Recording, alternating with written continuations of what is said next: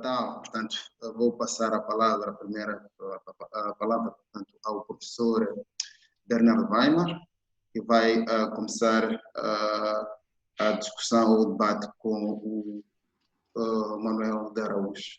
Professor Weimar, tem a palavra. Boa tarde, muito obrigado, colega Sérgio. Boa tarde, senhor presidente do Conselho Municipal de Quelimane. Boa tarde, colegas Manuel e Egídio. Sim, gostaria de colocar a pergunta de uma forma muito simples.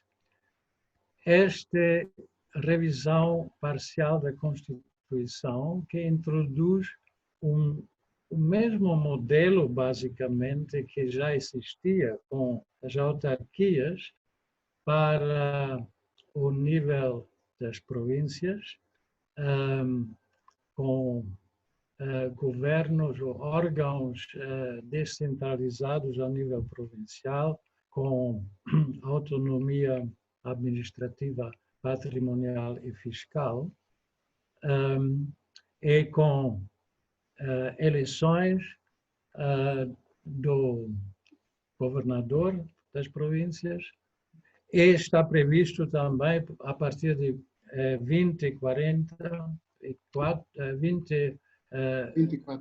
2024, a introdução do mesmo modelo a nível distrital. Então, isto tem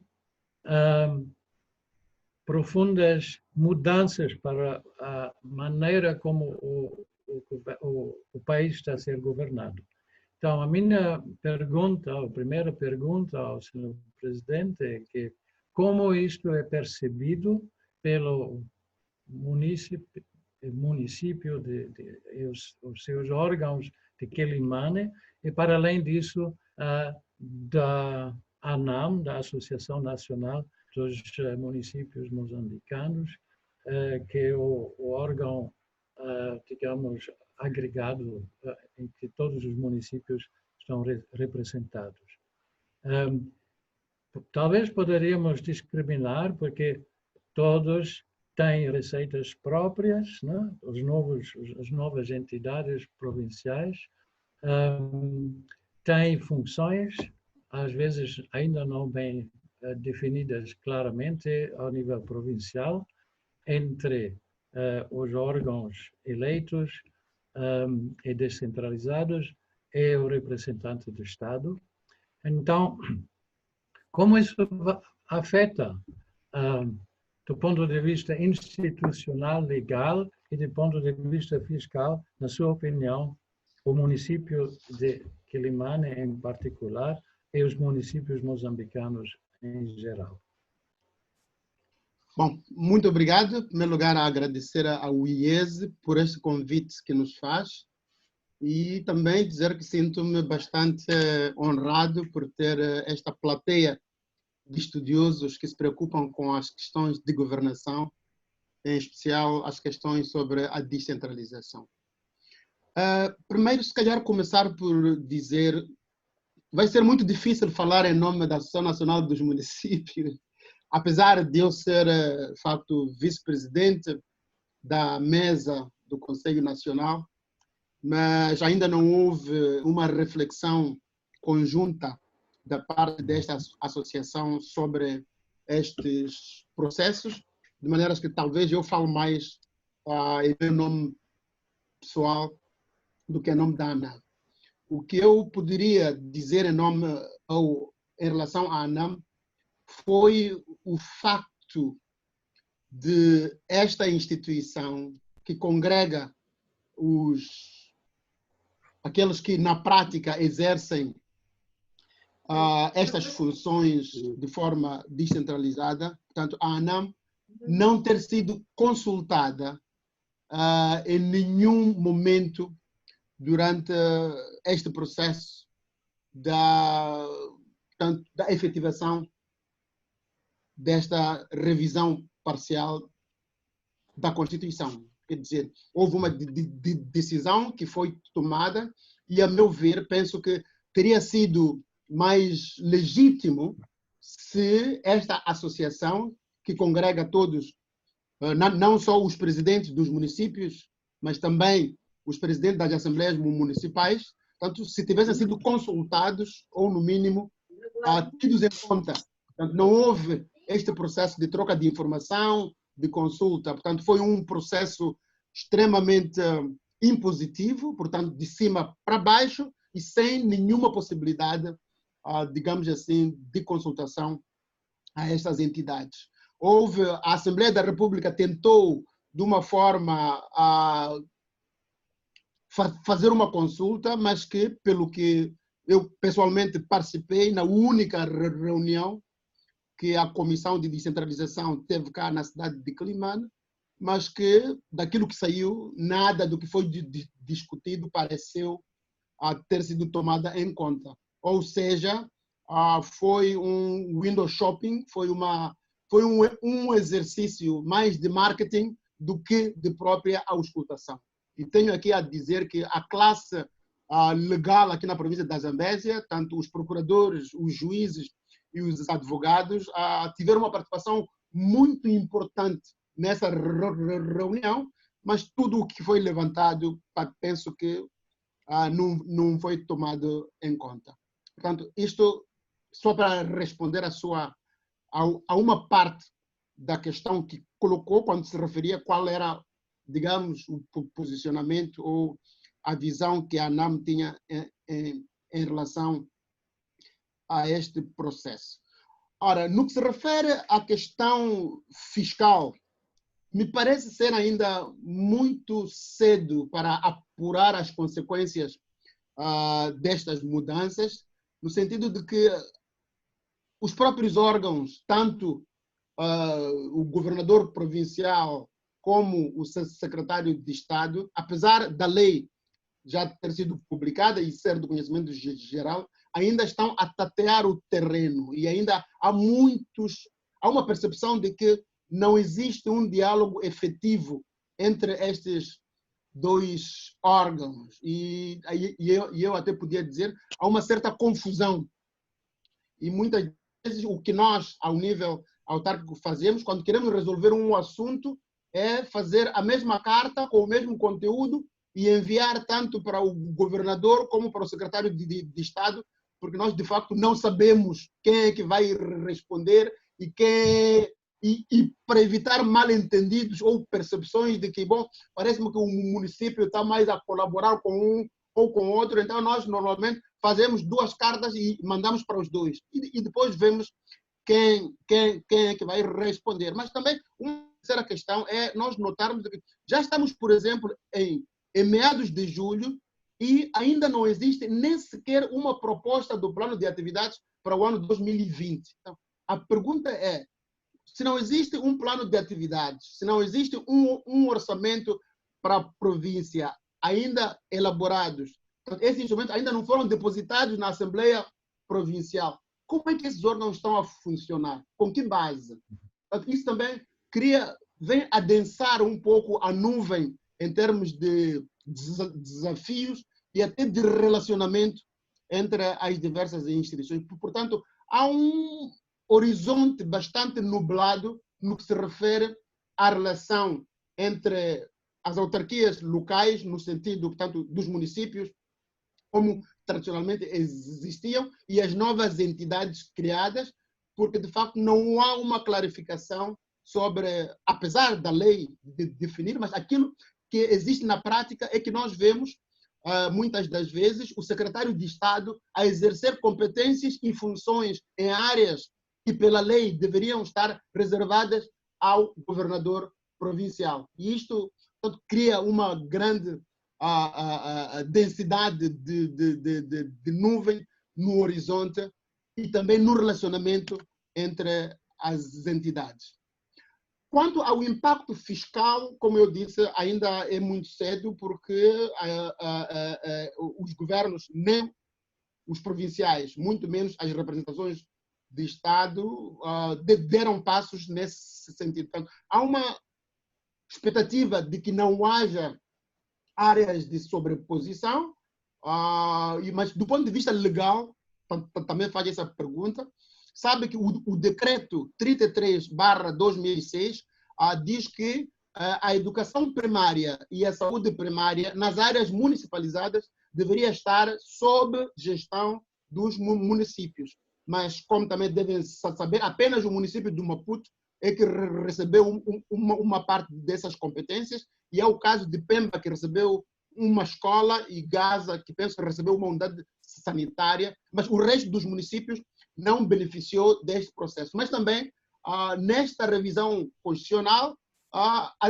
atribui-se a saúde primária e a educação primária aos governos provinciais. Bom, não está muito claro se essa atribuição da saúde primária e educação primária aos governos provinciais inclui as zonas autarcizadas ou não. Portanto, essa é uma área ainda com muitas dúvidas e esperamos que o tempo venha a clarificar. Ou seja, que não haja sobreposição entre aquelas que são as funções dos governos provinciais ou das secretarias de Estado provinciais e a função das autarquias.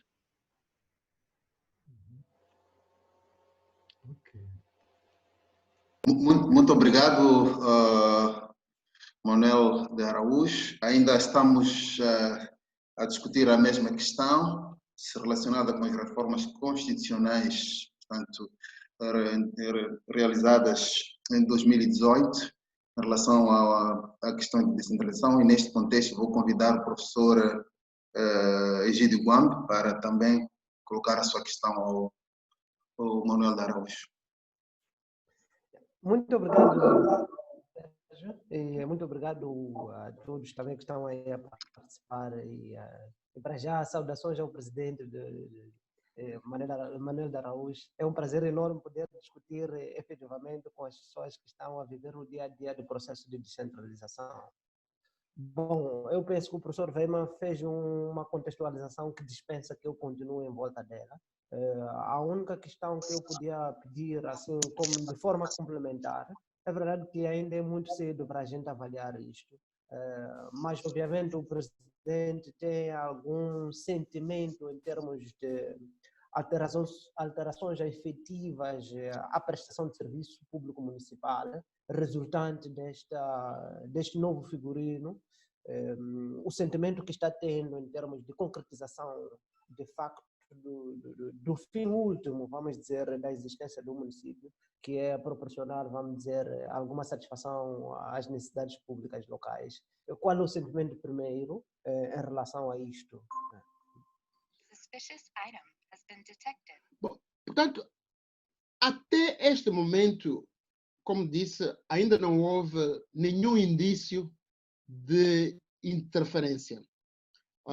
O único ponto que eu iria aqui aferir é o novo modo de eleição, tanto dos governadores como dos edis, tanto que é relativamente diferente ao que estava estatuído na Lei 2/97, onde os edis eram eleitos em lista separada da lista dos membros da Assembleia Municipal. Eu refiro-me a isso porque esta mudança, que parece muito pacífica, ao meu ver, vem, de alguma forma, diminuir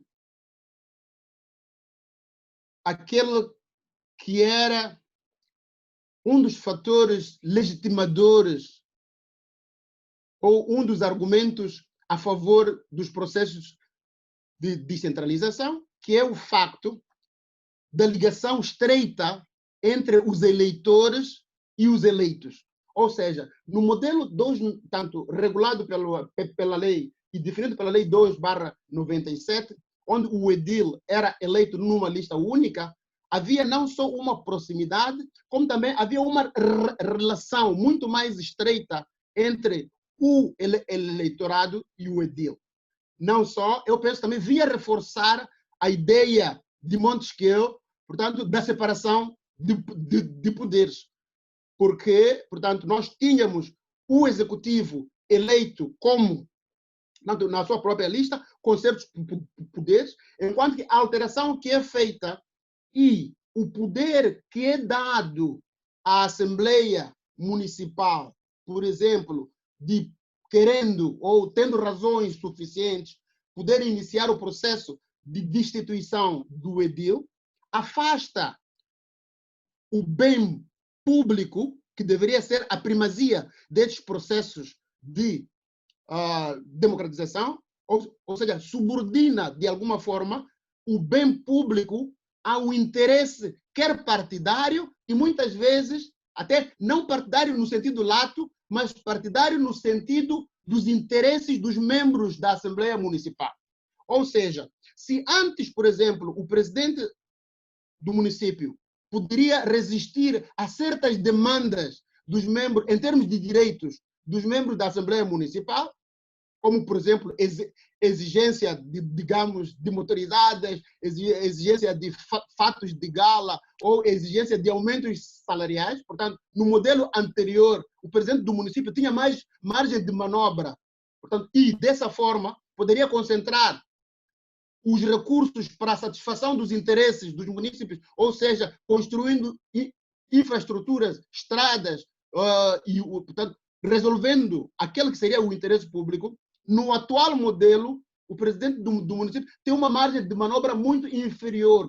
Quer dizer, se quiser sobreviver, terá que primeiro satisfazer aos interesses primários da bancada e depois, se calhar, aos outros interesses do partido e só, em última instância, ao interesse público. Portanto, há aqui, digamos, uma diminuição e um enfraquecimento da relação ou da primazia do interesse público e um fortalecimento do interesse paroquial, neste caso, visto como um interesse partidário na pessoa dos interesses, que muitas vezes o interesse partidário difere do interesse dos membros do partido que estão na bancada. Temos que compreender que muitas das vezes o acesso ao poder de um determinado partido é interpretado muitas vezes naquela célebre frase de "It's our time to eat". Portanto, é a nossa vez de também subirmos ao pote. Então, tendo em conta essa relação, este enfraquecimento da independência do edil acaba enfraquecendo o propósito primário de todo este processo de descentralização, que é de aproximar a governação ao governado, que é de legitimar o processo governativo, bem como colocar o interesse público, o interesse dos municípios, em primeiro lugar, em relação a outros interesses.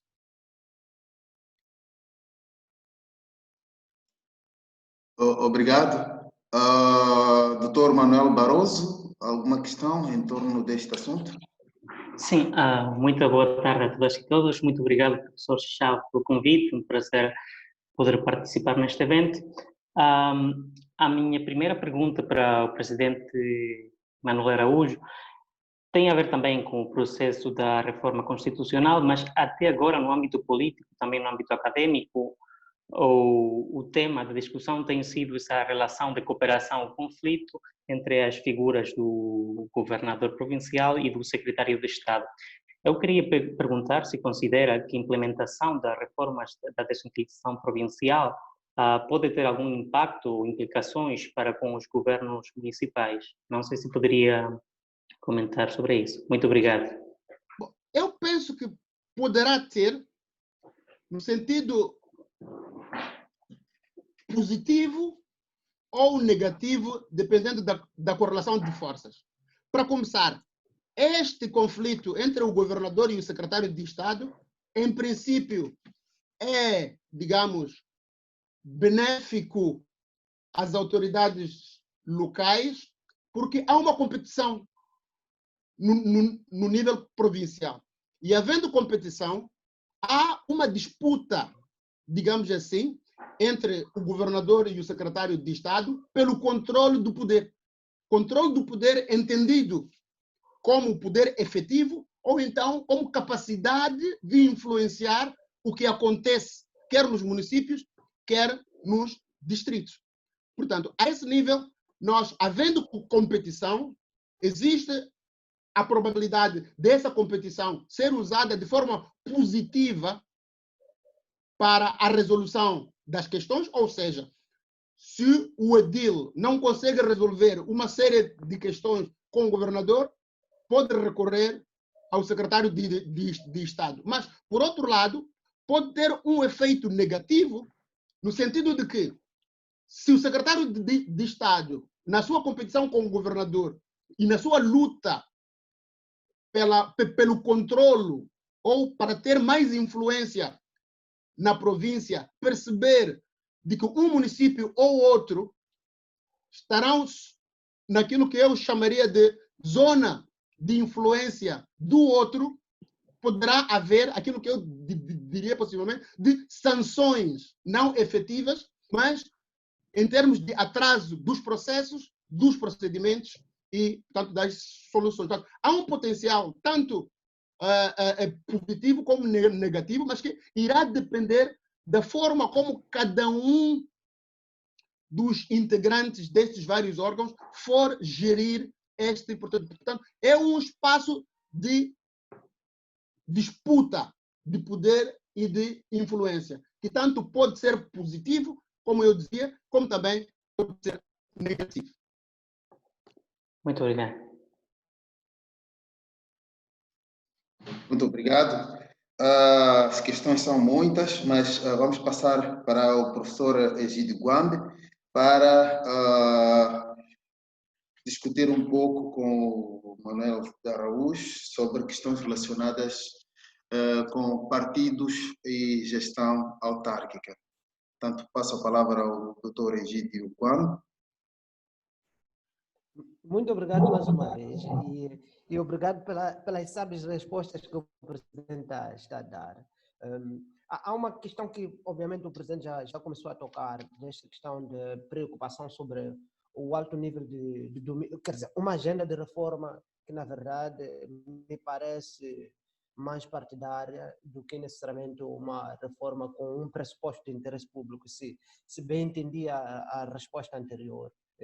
E a minha questão está um pouco ligada a isto, que vai, obviamente, vou tocar dois aspectos. Um primeiro aspecto que é a questão de que, bom, em princípio, houve uma agenda de base que nos orientou até chegar a este novo figurino de reforma e que, aliás, legitimou a entrada na agenda pública da discussão sobre o processo de descentralização, sem muita contestação, pese embora algum discurso em termos de organizações da sociedade civil que, bom, de forma dispersa, tentaram apresentar algumas reclamações de que a agenda não estava muito inclusiva, excluía muitos atores que também podiam ser interessados. No entanto, houve um debate sobre a questão de paz que legitimou com que a agenda de reforma fosse aceite e entrasse e se discutisse de forma, vamos dizer, bipartidária. No entanto, me parece que esta agenda, que legitimou a entrada, não está, ao menos olhando para os efeitos dos últimos dias, não está necessariamente a se observar. Por um lado, ao nível do centro do país, estamos com um conflito que tende a ganhar proporções, às vezes, alarmantes, com vítimas humanas, e ao norte do país, pese embora a justificação possa ser outra, mas está a ganhar também proporções. A minha questão central é: será que podemos ter uma abordagem local? Ainda temos a sorte de ter o professor ter essa dupla face, uma face política e uma face acadêmica. É possível falarmos de uma abordagem que seja local para explicar esta situação? Ainda bem que disse que o processo da reforma, nos moldes em que ele foi feito, felizmente participei um pouco nessas agendas de consultas que também me pareceram muito urgentes e rápidas. E diz que não houve uma consulta devida ao nível local. Será que podemos falar de uma agenda local que foi marginalizada, a tal que continuamos com os conflitos? E mais, esta é a última questão ligada a isto, é o fato de o presidente ter experiência de ter passado, vamos dizer, do partido Renamo, do partido MDM e agora novamente no partido Renamo. Se entendi bem a resposta anterior, é que existe uma grande influência, primeiro, do nível partidário, mas depois que passa ao nível paroquial, dos indivíduos que compõem a Assembleia Municipal. Isso são interesses múltiplos com múltiplos níveis, entendo. Agora, eu quero entender de si a sensibilidade sobre as influências partidárias. Será que deixam alguma coisa, mesmo que seja residual, de a gente ficar a pensar que, bom, a agenda que levou esta reforma a este nível vale a pena ainda considerar? Ou apenas é um processo clientelista no qual não devemos nos preocupar muito com questões de legitimidade administrativa como tal? Desculpa me alongar muito, presidente. Ok, não há problema. Eu entendi o âmago das questões que coloca. Em primeiro lugar, eu quero deixar claro de que a agenda que levou ao projeto de descentralização continua válida. Ainda há espaço. Mas o que eu quis trazer quando eu dei a minha resposta anterior é que é um espaço contestado, quer dizer, não é tácito, não podemos assumir na íntegra de que não há lutas a vários níveis. Portanto, cada um dos atores vai lutando para conseguir o seu espaço e resolver também, nesse processo, os seus próprios interesses, sejam paroquiais, sejam regionais ou nacionais. Portanto, eu vejo este processo de descentralização como este percurso como tendo 3 objetivos fundamentais, não é? O primeiro que era, bom, devido à guerra e à questão da má gestão e do sistema monopartidário que nós tínhamos, o nosso Estado tinha chegado a um ponto em que estava sem muita legitimidade e não conseguia exercer com competência as suas funções. Daí ter embarcado nesta agenda da descentralização. Uma segunda causa eu vejo como um dos pressupostos do processo da democratização. Portanto, a democratização também levava-nos a esta questão da descentralização. E um terceiro aspecto era que esta descentralização também é um subproduto do processo da pacificação.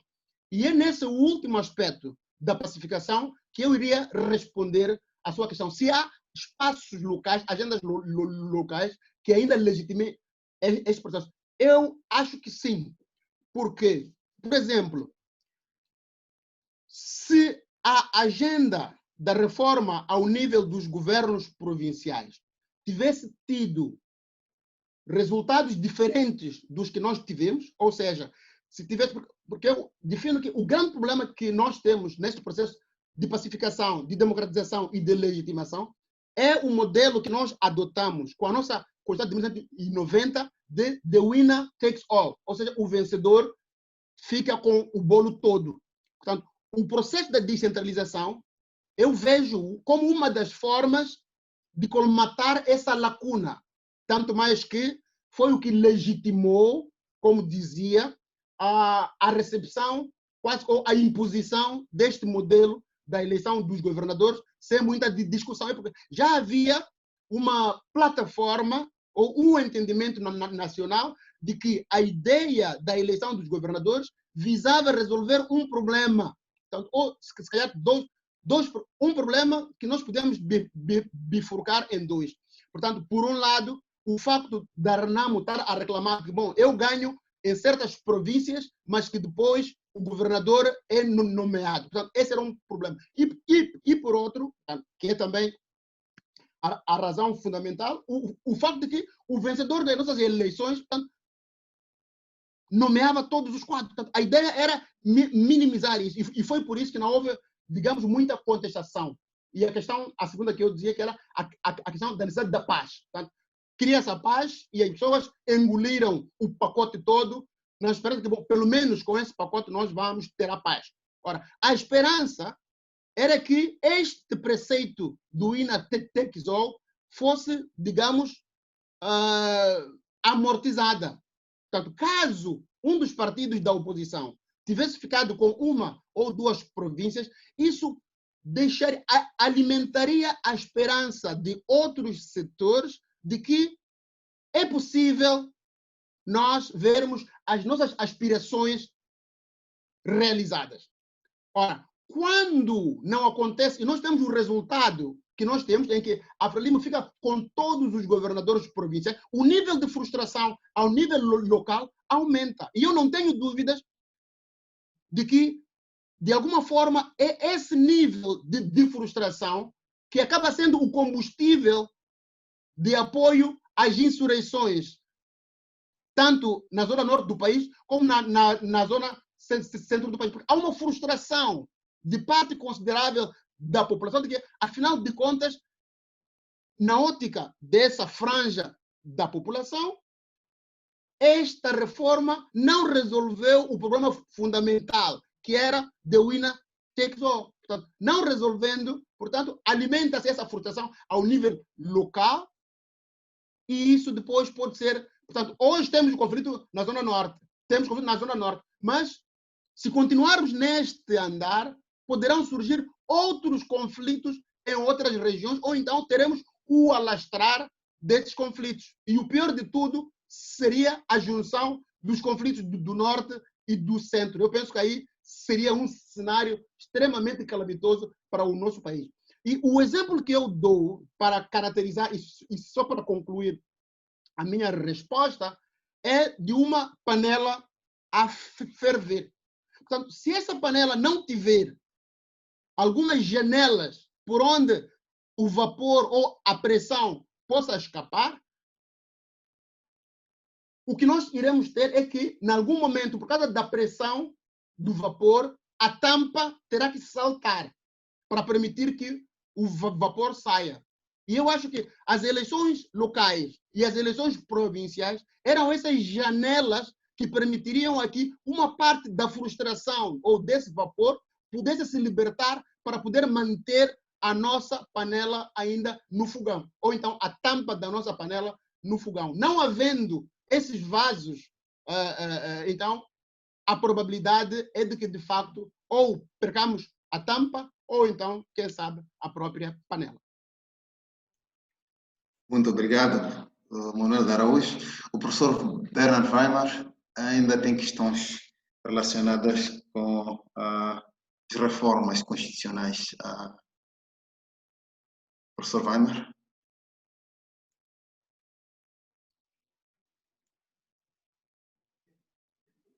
Professor Weimar, o microfone, não estamos a ouvir nada.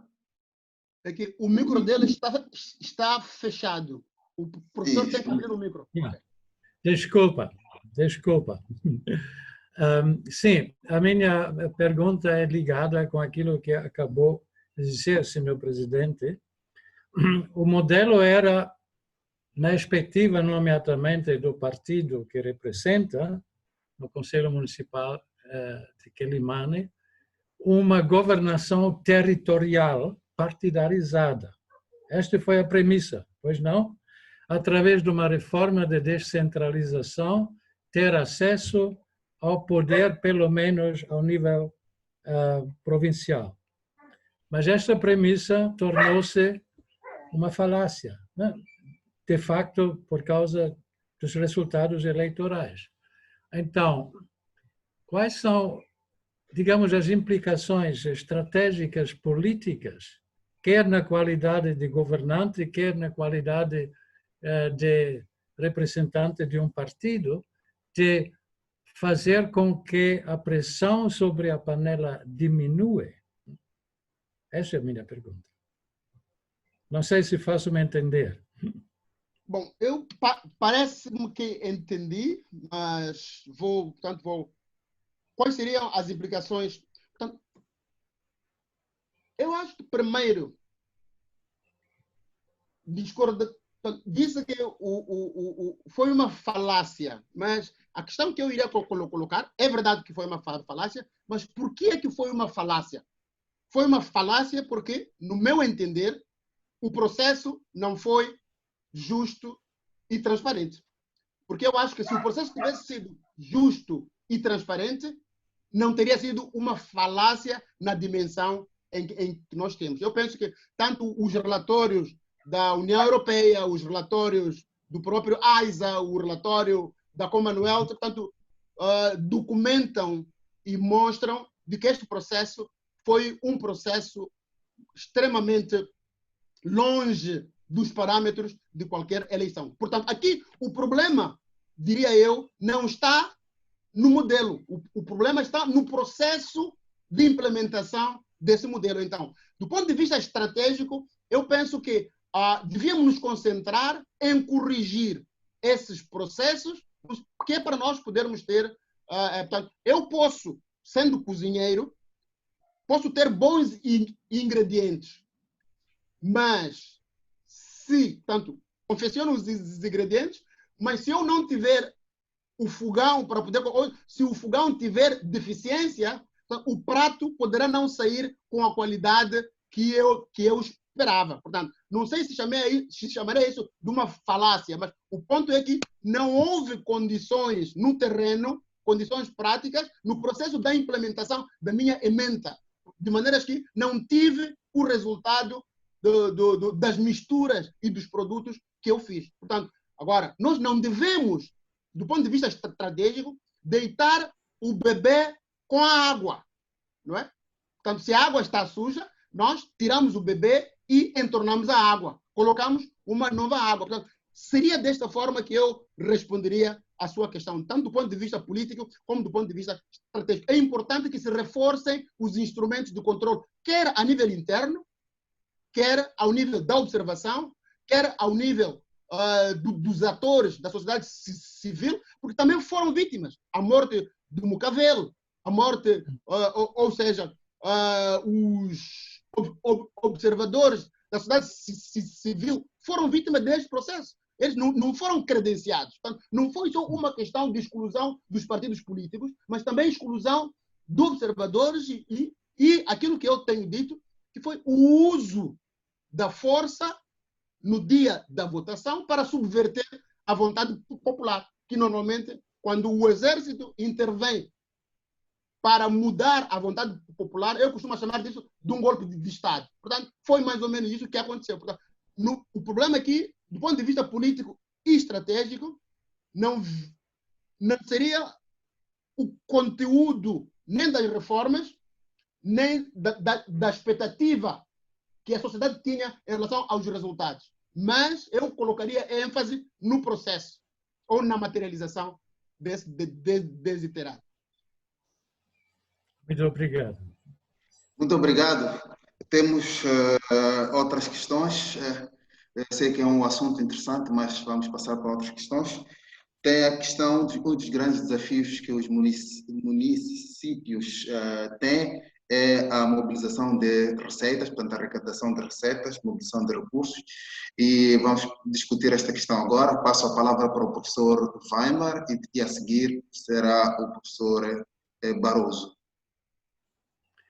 Bom, é um tema pertinente, também, obviamente, está ligado com os efeitos da pandemia, que vamos discutir depois. Né?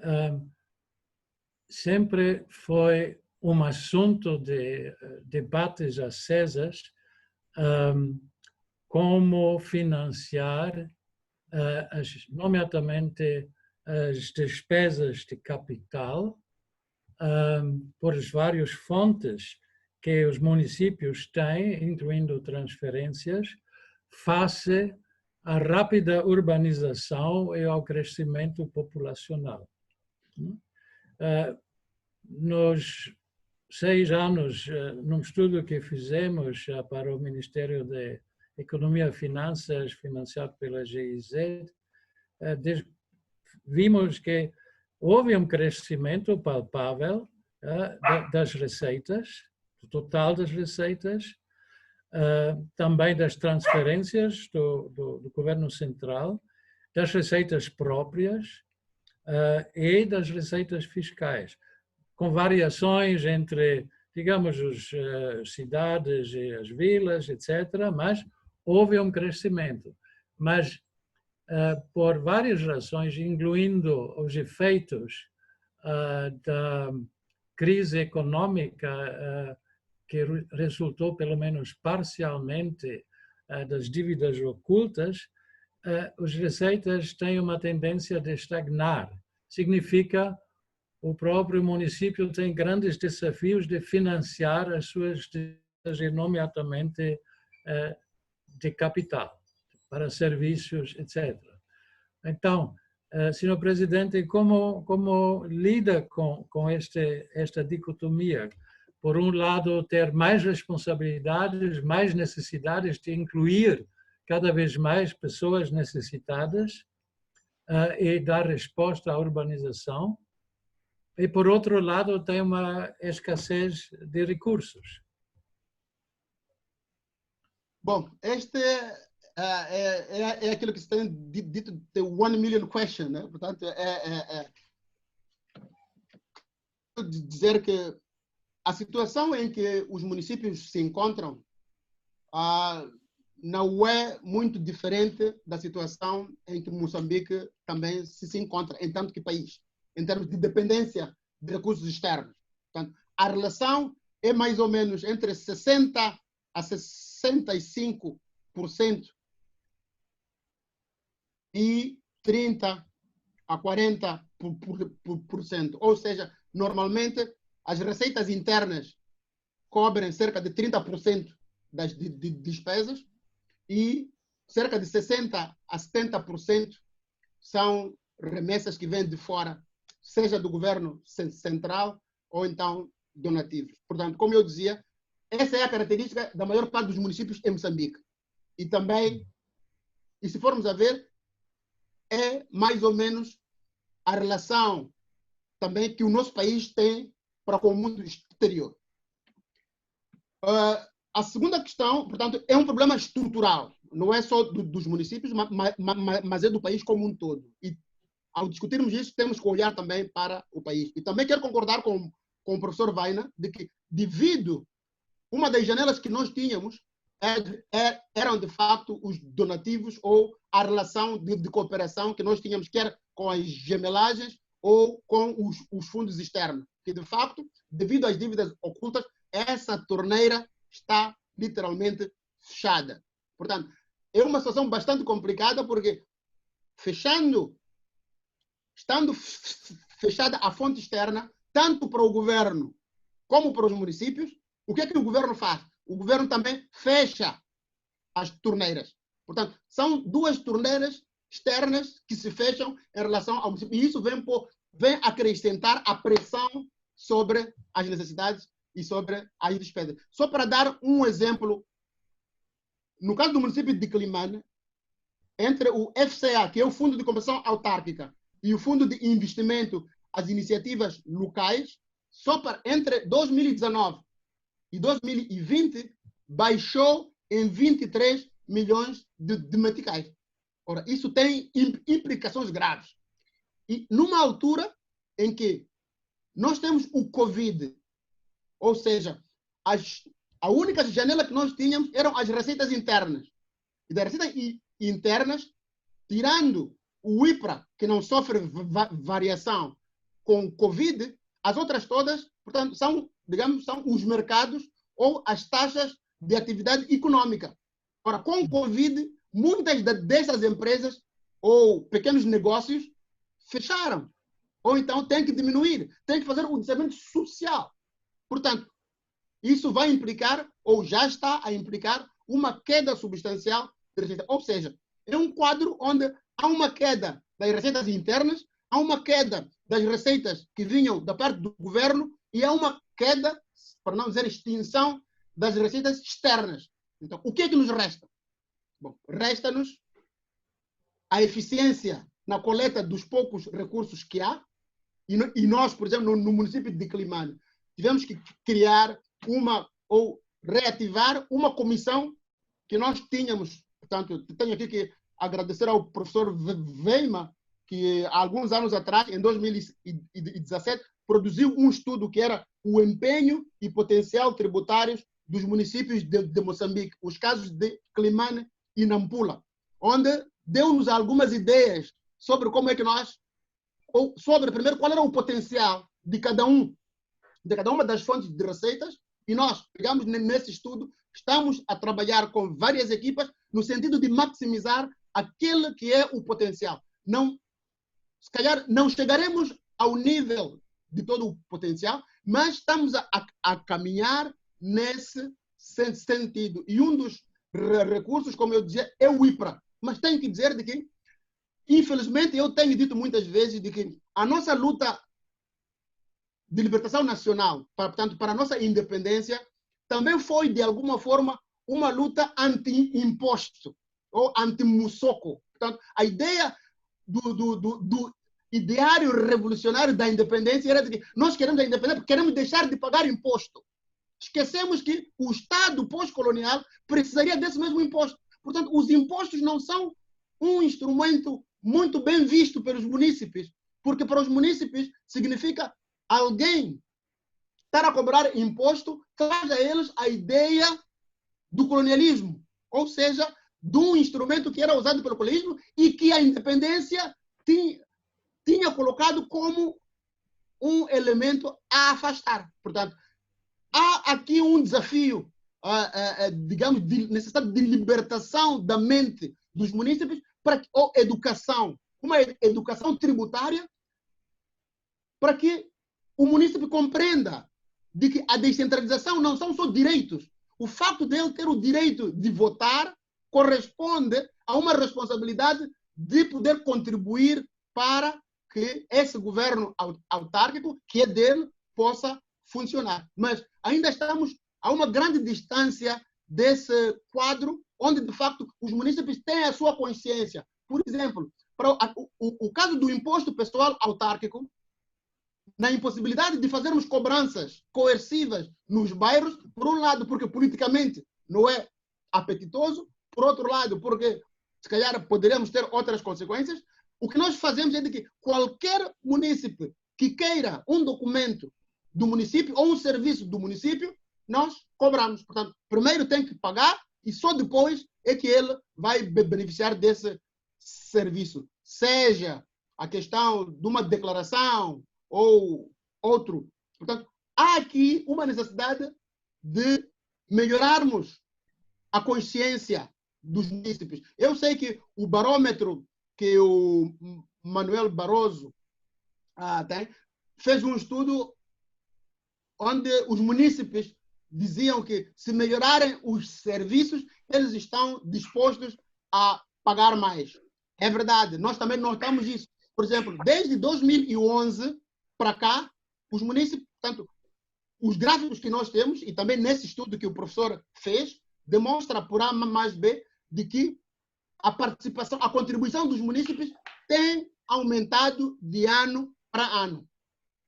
Porque os munícipes veem os resultados dessa contribuição. Mas, infelizmente, não é suficiente. Ainda estamos muito longe de atingirmos o ideal. Muito obrigado. Vamos continuar com o professor Weimar, já que estamos a falar da gestão autárquica em contexto de Covid-19. Penso que podemos continuar com o professor Weimar. Muito obrigado, Sérgio, e muito obrigado, senhor presidente. O Covid, como acabou de dizer, ainda está a piorar a situação, né? Porque não apenas coloca desafios adicionais ao Conselho Municipal na área de saúde, saneamento, etc., mas pessoas perdem emprego, porque lojas, etc., fecham por razões também ligadas com o estado de emergência, né? Etc., etc. Então, isto piora a situação, de facto, enquanto as despesas ou as obrigações de mitigar esta crise aumentam.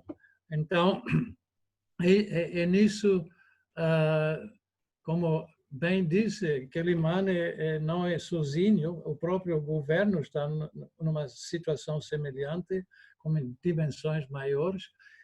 Outro dia estava a ouvir um webinar do UNCDF sobre a crise africana causado pelo Covid, com enfoque às autarquias. Então, quais poderiam ser, né? Mencionou uma consequência na educação fiscal, mas acho que também temos outros aspectos para mitigar este dilema, não? Pelo menos mitigar, porque a solução não é a curto prazo. Significa fazer parcerias com o setor privado para investimento público, é uma das ideias, ou investir em atividades que trazem receitas adicionais. Neste webinar do UNCDF foram mencionadas algumas cidades que fazem uma boa gestão de resíduos sólidos e fazem dinheiro com a separação de lixo.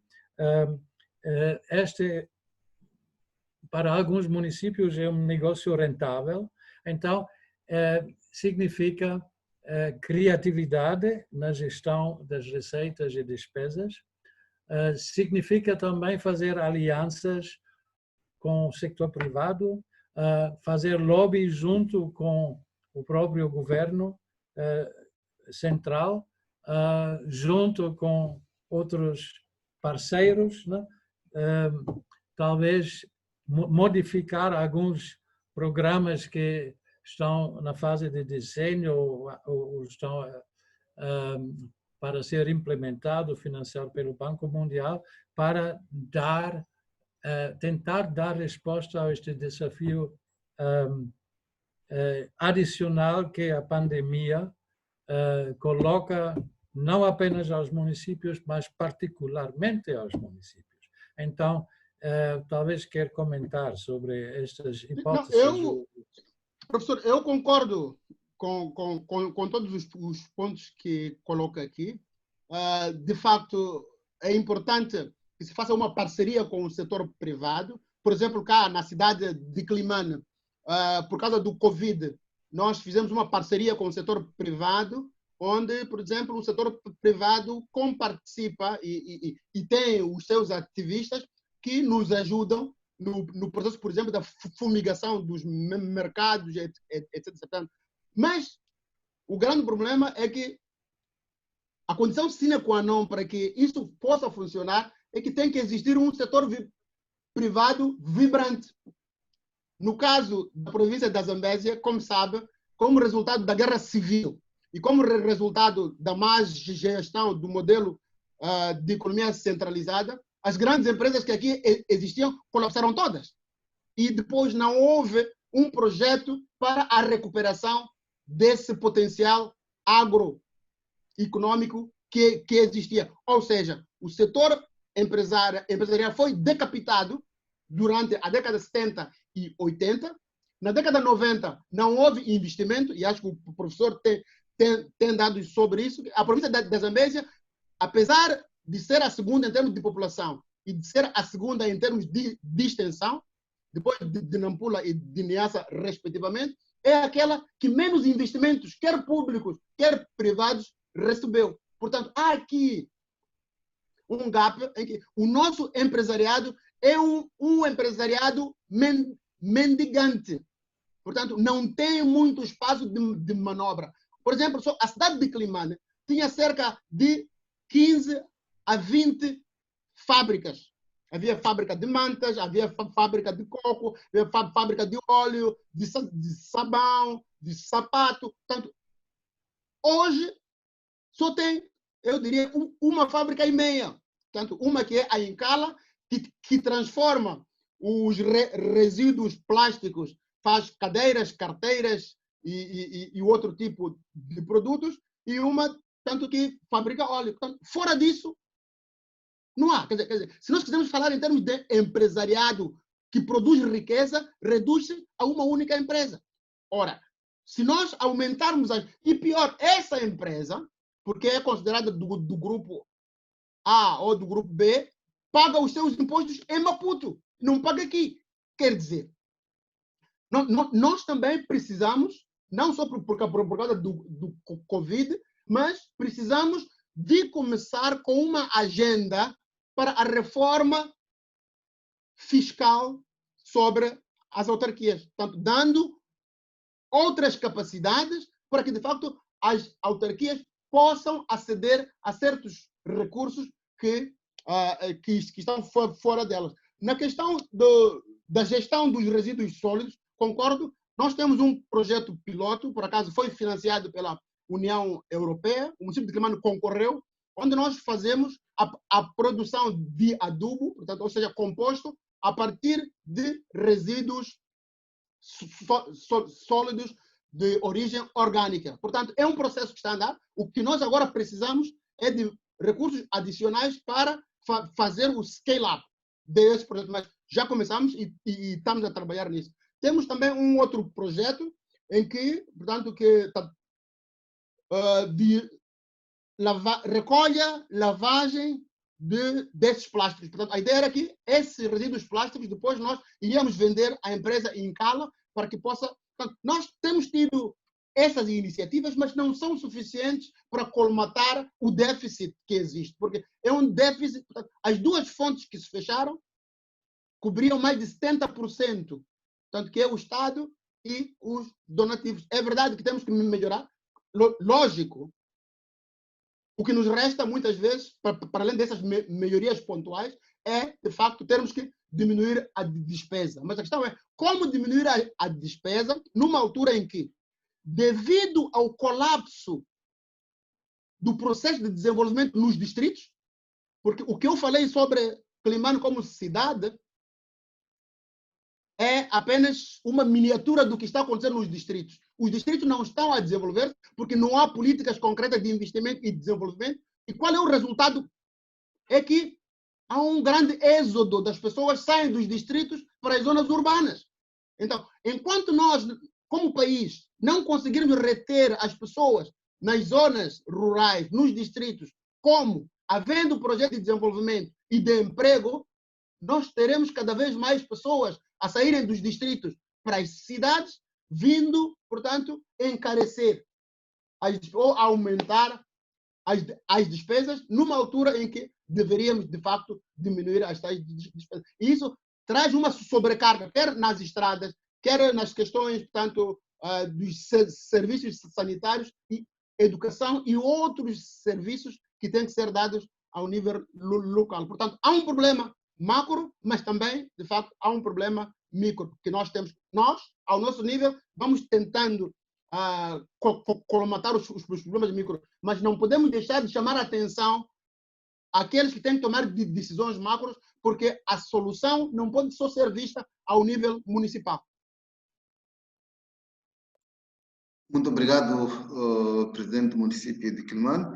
Ainda sobre a questão da mobilização de recursos e a arrecadação, portanto, ou a arrecadação de receitas, vamos pedir ao professor Manuel Barroso para colocar as suas questões.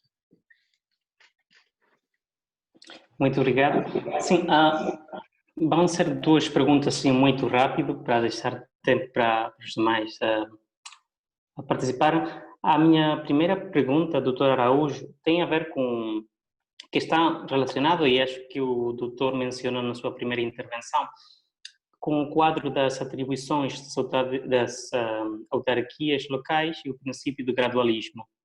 Isto é, no contexto atual, o que os municípios podem fazer para receberem as transferências dos serviços de saúde e educação primários previstos na lei, que, pronto, se calhar isso também tem relação com o contexto atual do Covid e das escolas, centros de saúde, e qual, na sua opinião, seria o papel da ANAM como plataforma na defesa coletiva desses interesses locais? Muito obrigado. Bom, muito obrigado. Queria, em primeiro lugar, dizer que, de facto, existe o Decreto 33/2006, tanto como o próprio nome diz, foi aprovado em 2006. Mas, até hoje, como eu disse, só a cidade de Maputo é o único município que recebeu as infraestruturas em termos de saúde. O resto do país não acontece. E nós desenvolvemos um trabalho há 8 anos que temos estado a trabalhar incansavelmente nesse processo. Havia sido criada, por exemplo, em Quelimane, uma comissão entre membros da Secretaria Provincial e do município de Quelimane para fazer um inventário dos assets, portanto, das infraestruturas e dos recursos humanos que existem. Nós fizemos esse relatório, tanto na área da educação, como na área da saúde, entregamos à Secretaria Provincial, ao Governo Provincial, mas de lá para cá, todos os encontros marcados, o pessoal da saúde não, aliás, o pessoal do Governo Provincial não aparecia. Ora, portanto, havia uma falta de vontade política nesse processo. A única altura em que esse processo teve alguma perna para andar foi quando nós tínhamos o Dr.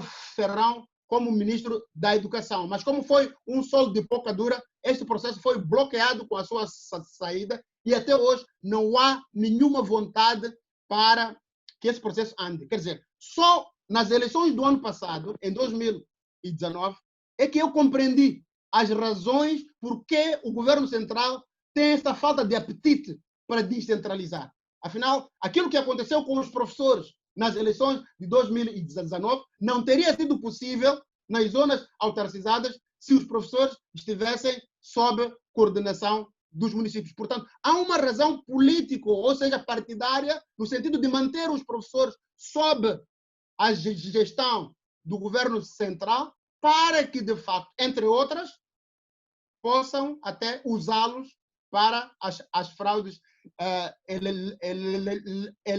eleitorais. Falando sinceramente, eu acho que nós fizemos tudo o que estava ao nosso alcance para que houvesse essa descentralização em termos, portanto, como manda a lei, porque essa lei não foi o Araújo que fez, não foram os partidos da oposição que fizeram, é o próprio governo do partido no poder que tomou a iniciativa e aprovou a lei. Mas da mesma forma, como aconteceu com a primeira lei em 1994 sobre os distritos, eu penso que a correlação de forças dentro do partido no poder acabou ditando que se fizesse uma marcha atrás na implementação desse processo. Portanto, o que existe nem é gradualismo, é uma negação factual da implementação desta. E não há instrumento que possa, infelizmente, obrigar o governo a cumprir com aquilo que está no decreto, porque o próprio decreto foi feito em formas em que é o próprio governo que tem que dizer que já há condições. E, portanto, como não há vontade política, portanto, jamais haverá as tais condições para que os municípios possam gerir quer a questão da saúde, quer da educação. Só um ponto para terminar esta pergunta, é que se forem a ver, neste âmbito do Covid, quem desempenhou o papel de charneira foram os presidentes dos municípios, apesar de não terem sido entregues à área da saúde. A pergunta que eu faço é, onde é que estão as entidades da saúde? Quem está a fazer as pulverizações? São as entidades municipais, não são os governos ou as administrações distritais nas zonas autarcizadas. Quer dizer, quando há perigo na saúde, são os municípios que têm que estar na linha da frente. Quando não há perigo, são as administrações que têm que gerir. Eu penso que é um ponto que deve ser corrigido e, tanto, espero que a sociedade civil tome esta questão a peito, porque os municípios, com esta questão do Covid, mostraram que têm capacidade, têm vontade e têm estado na linha da frente nesta questão do combate à pandemia. Muito obrigado. Temos muitas questões, mas vamos só fazer as 3 últimas questões. Vamos começar com o Manuel Barroso sobre a questão de gênero e descentralização. Penso que...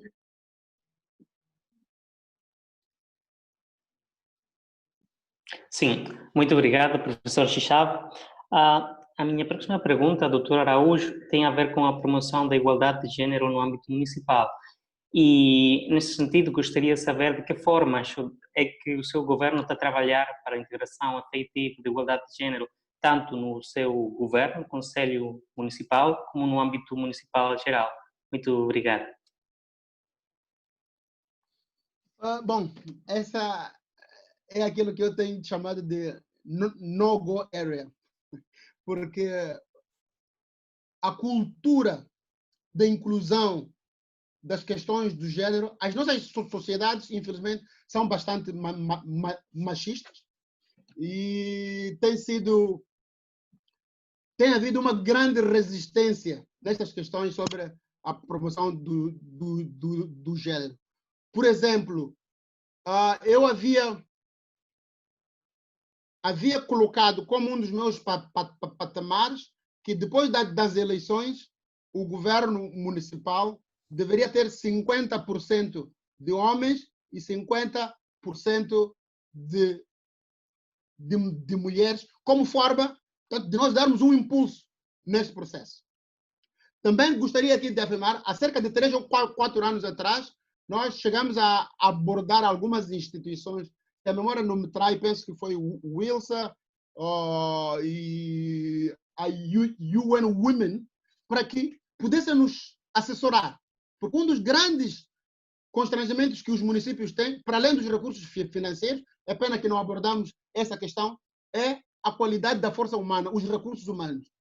Portanto, nós temos grandes dificuldades em várias áreas-chave, em termos de termos pessoas com a competência necessária para os desafios que nós enfrentamos. Então, dizia eu que nessa altura nós havíamos solicitado um apoio da parte da UN Women em Maputo e de algumas organizações para que pudessem nos assessorar na formação de capacidade humana para responder às questões do género. Infelizmente, para além das palmadinhas, não recebemos nenhum apoio nisso e os passos, apesar da vontade que existe, os passos que damos são, temos que confessar, bastante fracos nesse sentido.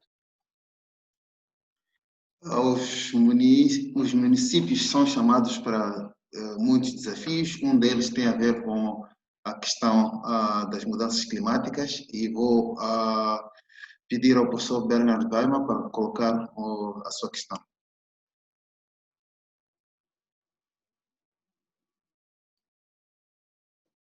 Sim, professor Weimar, o seu microfone, o seu microfone.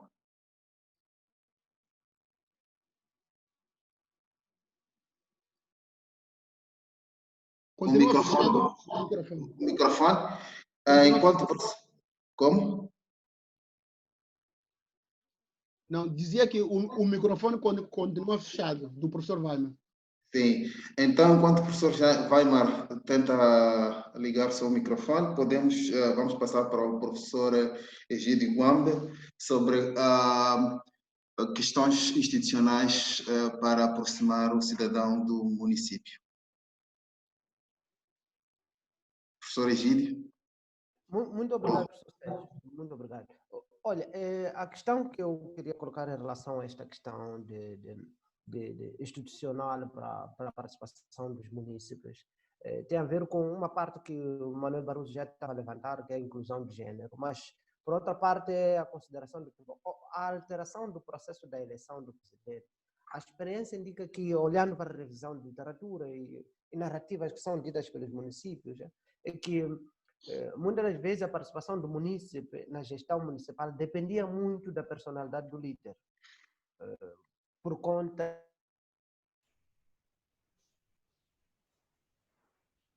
Perdemos o professor momentaneamente, professor Egídio. Penso que o professor Weimar já tem o microfone ligado. O que eu queria saber, na coordenação no espaço público, e concretamente quais seriam as ações que estão a ser desenvolvidas pelo município para que os modos populares de ação pública se reflitam no dia a dia da ação do município, porque uma coisa pode ser essa gestão toda com as precariedades que ela apresenta, mas outra coisa é os municípios não perceberem que a precariedade do município é porque de facto é precário. Muitas das vezes é acusação sobre dificuldade de gestão, sobre a corrupção, não necessariamente, vamos dizer, representar-se e se olhar na gestão do município. Existem alguns mecanismos típicos que estão a ser desenvolvidos em Quelimane em relação a esse aspecto de inclusão, etc. Sim, de facto, há vários mecanismos e eu vou descrever alguns, mas antes tenho que confessar de que o município de Quelimane entrou neste processo, no caso de inclusão, no que se refere à planificação e orçamentação participativa pela porta de cavalo. Portanto, eu não dominava, tenho que confessar, esses conceitos em termos de governação, mas houve uma necessidade no terreno que nos obrigou a optarmos por este caminho. Como deve-se lembrar, as eleições intercalares de 2011, que decorreram, portanto, foi em Pemba, Kwamba e Climane, sendo intercalares e de acordo com a Lei 2/97, permitiam a eleição apenas do presidente do município. Ou seja, eu fui eleito, tomei posse, mas eu não tinha uma bancada. Então, eu tinha que governar o resto do período, que eram quase que 18 meses, até as eleições de 2013, sem bancada. Então, havia uma bancada maioritária da Frelimo e havia uma bancada minoritária da RENAMO. Ora, nesse contexto, sem bancada, como é que eu iria fazer passar os instrumentos de governação? Ou seja, o plano de atividades e o respectivo orçamento. Como não deixaria de esperar, a nossa primeira proposta foi chumbada pela Assembleia Municipal. Ora, nós tivemos que repensar estratégias. Uma delas foi, porque uma das consequências, caso o plano de atividades e o orçamento fosse chumbado pela segunda vez, era a Lei 2/97, previa a dissolução de ambos os órgãos. Portanto, tanto o presidente do município como a própria Assembleia. Portanto, era preciso explicar aos membros da Assembleia de que eles não tinham a garantia de que tinham os seus lugares cativos. Numa nova eleição, os seus próprios partidos poderiam mexer na lista e eles podiam ficar fora. Portanto, usamos essa tática. Mas a outra tática que nós usamos foi recorrer à população que tinha votado. Portanto, nós fomos consultar a população nos bairros, dizendo quais são as vossas prioridades. E nós fizemos um orçamento, aliás, um plano de atividades com base naquilo que os municípios tinham dito. E eles até fizeram uma marcha, um dia ou 2 dias antes da sessão que iria aprovar, empunhando bandeirolas, dizendo que nós queremos que o nosso programa, porque é o programa deles, não é? Que eles contribuíram para esse programa, nós queremos que o nosso programa seja aprovado.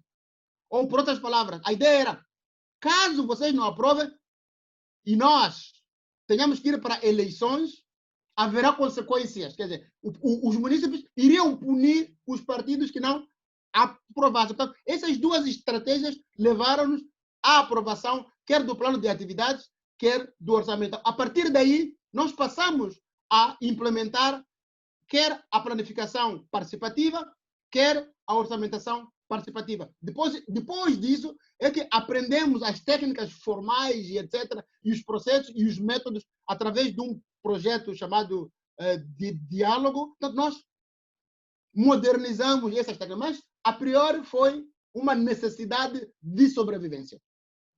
O segundo exemplo é, portanto, a inclusão das senhoras, por exemplo. Nós lançamos porque tínhamos grandes problemas de gestão de resíduos sólidos, não tínhamos capacidade nem financeira, nem material para podermos manter a cidade limpa. Então, nós tivemos que, mais uma vez, voltar à base e apelar à nossa base de apoio para que eles pudessem participar em campanhas cíclicas de limpeza da nossa cidade e também do nosso sistema de drenagem. Esse processo, até hoje, continua. Ainda hoje, as senhoras têm participado, as senhoras e jovens têm participado neste processo. O terceiro exemplo que eu iria trazer aqui de inclusão tem a ver com os táxi-bicicletas. Como sabem, uma das características de Climane é que é a capital do ciclismo em Moçambique. Ora, antes de 2011, portanto, antes de nós chegarmos à direção da cidade, os taxistas eram vistos como os filhos bastardos da governação municipal. O polícia municipal arrancava as bicicletas, batia neles, e sempre que houvesse um acidente, mesmo que o taxista tivesse razão, à luz das instituições, ele perdia a razão. Então, vocês conduzem mal. Então, nós vimos essa situação, estudamos-la e fizemos, digamos, um pacto com os taxistas, no sentido de que nós iríamos mudar o status quo. Nós queríamos que eles passassem a ser cidadãos com direitos, mas também com deveres. E esse processo nós ajudamos a eles, através de um jurista e outros, criaram uma associação dos taxistas para que eles pudessem ter uma voz. Portanto, eles passaram a ser cidadãos, passaram a pagar os seus impostos e passaram a sentir-se com legitimidade de poderem estar na cidade, não como filhos, mas como cidadãos da própria cidade que pagam impostos e participam no processo da governação. Tanto mais, eu penso que todos vocês devem se lembrar de que nas minhas campanhas eles fazem parte do grupo, digamos, do grupo de choque. Eles é que também, portanto, nós trouxemos a emancipação e a inclusão do taxista de bicicleta de uma posição pária na sociedade para munícipes e cidadãos com voz no município de Quelimane. Tivemos também vários projetos onde incluímos mulheres e jovens na questão do combate às mudanças climáticas. Como sabe, a cidade de Quelimane foi criada num pântano nas margens do rio Bons Sinais e por causa dos níveis de pobreza, a população corta o mangal para duas coisas. Uma, para fazer carvão ou lenha para confeccionar os seus alimentos, ou então usa o mangal para construir as suas casas. Então, nós trabalhamos e conseguimos uma parceria com a USAID, onde implementamos esse projeto sobre as mudanças climáticas, envolvendo as populações vulneráveis, jovens e mulheres, educando-os sobre a importância do mangal para o ecossistema, a reprodução do peixe, do camarão, do caranguejo, etc. Mas também porque o mangal é a primeira linha de defesa contra a erosão. Portanto, se a cidade de Quelimane ainda existe, é porque nós temos um mangal. Portanto, se nós tirarmos todo o mangal, a cidade de Quelimane tornar-se-á muito mais vulnerável às mudanças climáticas, no caso, em apreço à erosão. Portanto, esse processo de educação levou ao reflorestamento em termos de mangal, mas também, portanto, à criação de clubes ambientais de jovens, de mulheres, mas também nas escolas, para que nós pudéssemos, pouco a pouco, mudar a concepção sobre o ambiente e a importância do mangal na nossa urbe. Muito obrigado, Manuel de Araújo. Não sei se o professor Weimar ainda quer colocar alguma questão, a sua questão relacionada com as mudanças climáticas, ou já está? Acho que tudo foi dito, já. No caso de Quelimane, eu não tenho perguntas ou comentários, talvez com exceção sobre a inclusão de jovens. Acho que este é um aspecto muitíssimo importante. A juventude representa a maioria da população e fazer toda a questão pelas instituições de governação a nível local e não apenas lá, incluir, estender o braço, discutir, ouvir. Eu participei recentemente num webinar internacional onde foi dito que os jovens têm voz, têm ideias, mas é difícil encontrar um ouvido. Então, pelo menos ao nível local, é importante abrir o ouvido e estender a mão, incluindo através de, talvez, projetos de trabalho de mão intensivo com uma pequena remuneração, nomeadamente agora, quando há falta de comida, de emprego, de rendimento, para jovens de ganhar um pão ou uma contribuição para as despesas da casa. Então, penso, por exemplo, aqui em Vilanculos, onde vivo, temos uma grande iniciativa de limpeza das praias, né? Onde os jovens não recebem uma camisola, um boné, etc., mas são muito entusiasmados e fazem milagres, de facto, em prol do turismo, né? Que agora já não temos por causa da pandemia. E há outros acho que há vontade, há ideias, mas é preciso escutar e envolver com coisas claras, conforme o presidente de Quelimane disse. Obrigado. Muito obrigado. Eu sei que ainda tem muitas questões, mas também já temos várias questões das pessoas que nos ouvem, portanto, vamos dar-lhes a palavra. São várias que não vamos poder responder a todas, porque só temos mais ou menos meia hora. Portanto, há uma questão aqui, a questão vai para o presidente do município de Quelimane, do senhor Lukman Safir. Quais são as atividades que o município tem realizado de forma a incentivar a coprodução de serviços por parte dos munícipes? Essa é a primeira questão dele. Não sei se percebeu, se está percebida a questão, ou posso repetir? Não é uma questão de repetir, era o conceito coprodução. Não sei se todos temos o mesmo entendimento. Não sei a que ele se refere, mas a questão está assim colocada. Portanto, coprodução de serviço por parte dos munícipes. Não sei como são questões colocadas por chat, é um pouco, não podemos perguntar, não temos como perguntar à pessoa que colocou a questão. Mas tem uma segunda questão também. Devido à crise, por que não olhar para a cooperação descentralizada entre as entidades governamentais que operam a nível local? Portanto, são as questões que ele tem. Mas se não perceber...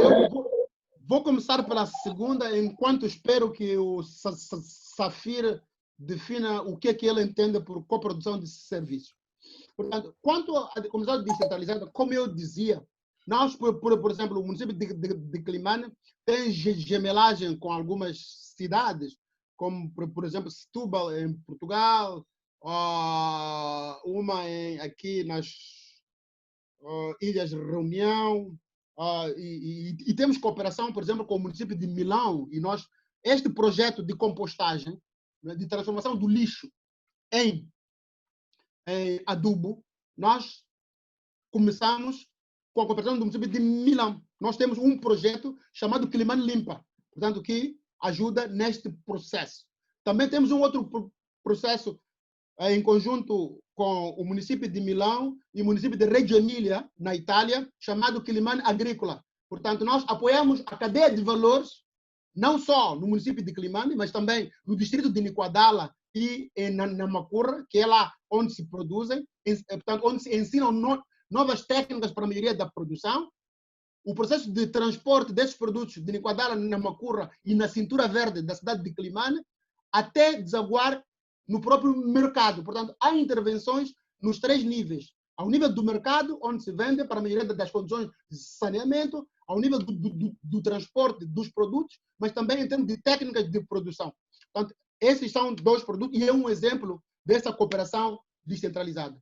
Com o município de Milão, aliás, de Milão, sim, como dizia, temos o projeto Quelimane Limpa, que eu disse, tem essa vertente da transformação dos resíduos sólidos em compostagem, mas também a transformação dos plásticos em produtos possíveis de vender para a indústria de sapatos e outra. Com o município de Milão, nós temos uma cooperação, aliás, de Setúbal.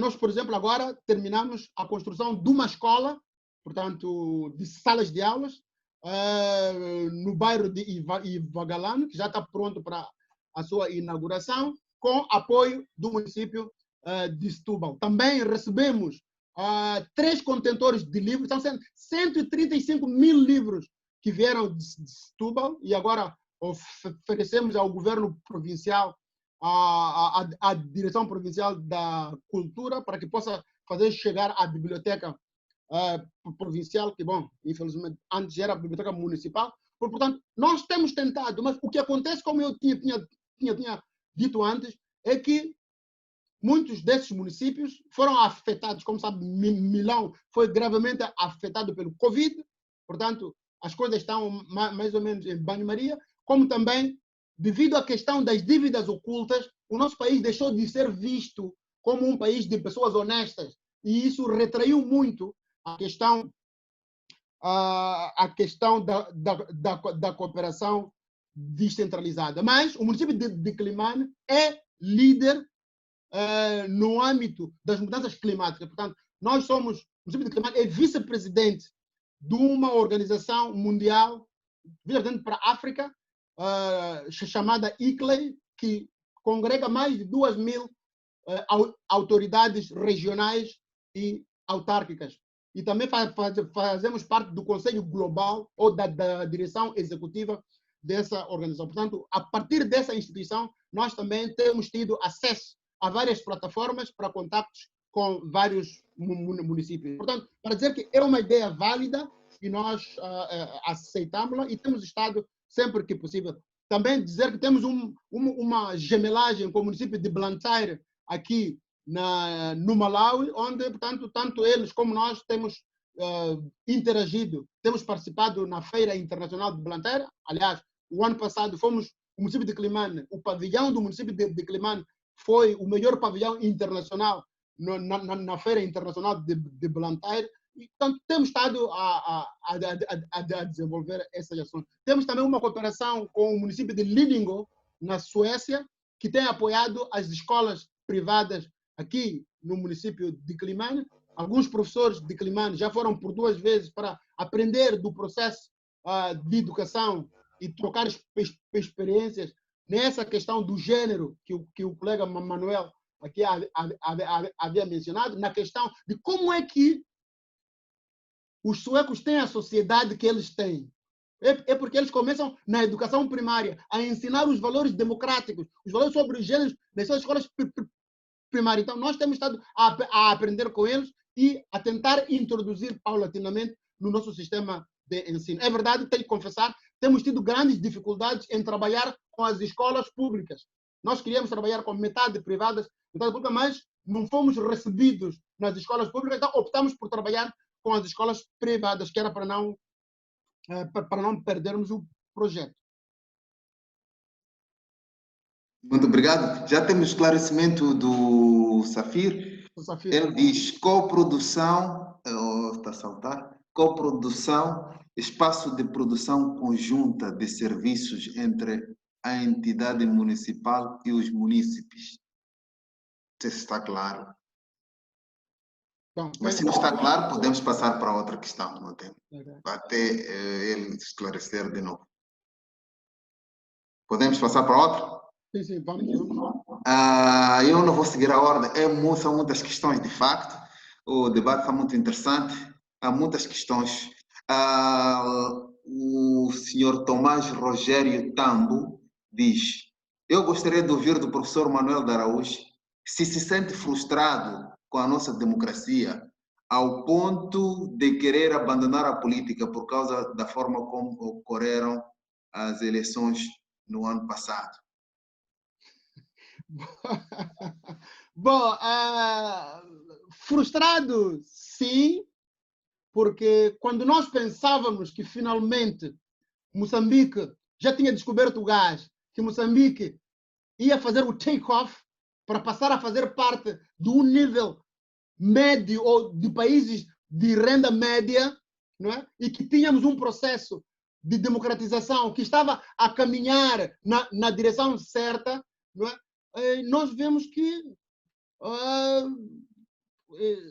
como é que eu vou colocar aqui? Eu tenho usado o exemplo de que quando estava o presidente Chissano, o comboio ia numa certa direção, mas quando o presidente Guebuza chegou, tirou a cabeça do comboio, foi colocar na carruagem, na última carruagem da atrás e mudou de direção, portanto, fazendo que o comboio, ao invés de ir na direção em que ia, fosse na direção contrária. Portanto, há esse sentimento, e o presidente Nyusi, penso que veio colocar mais uma locomotiva no sentido contrário à direção que era da democratização, do fortalecimento, da abertura do espaço público, do reforço dos direitos cívicos e políticos, da abertura do espaço para o fortalecimento das autarquias.